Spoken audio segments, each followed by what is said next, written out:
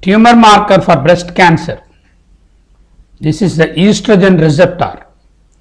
ER or estrogen receptor has got two isoforms, ERA and ERB. ERA, people who have ERA positive, they are associated with better prognosis and predictor of relapse also. If ERA is positive, the prognosis is good. If ERA levels are increasing, it predicts relapse. Useful when deciding on adjuvant hormone treatment in patients with breast cancer. As a diagnostic marker when it is a primary unknown tumor. When the primary is not known and we are looking for the primary, then if the patient is positive for ER and metastases are seen hither and thither, then probably we can conclude that the primary is from the breast. ERB isoform is also associated with good prognostic factor, correlates with low grade malignancy and negative auxiliary node status. So, if ERB is positive, metastasis is not much there. So, this is how ER receptors are useful in the diagnosis of breast cancer as tumor markers. Other breast cancer oncogenes.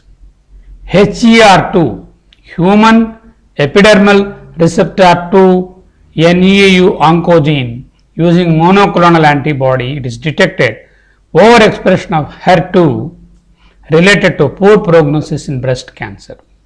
Oncogene CERB-B2 gene, if overexpressed in 30% of breast cancers, correlation with CERB2 gene positivity, positive auxiliary node status, reduced time to relapse and reduced overall survival.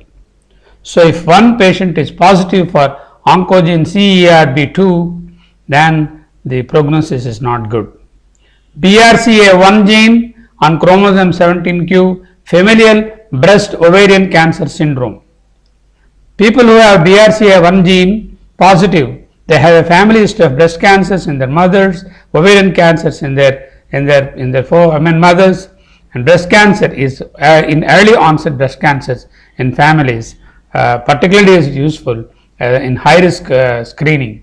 So, if a family is there, the history of breast cancer, the siblings can be screened for BRCA1 gene on the chromosome 16. This is a definite marker. So, this is how the oncogenes in breast cancer work. The HER2, the oncogene CERB-V2 and BRCA1 gene. This is in addition to what we have seen in the previous slide about breast cancer, the estrogen receptors. Breast cancer and its association with CA15-3. CA15-3 is again carcinoma antigen 15-3 to monitor treatment and to detect recurrence of breast cancer. Increased in 20% with localized breast cancer, 80% with metastatic disease, especially with bone involvement.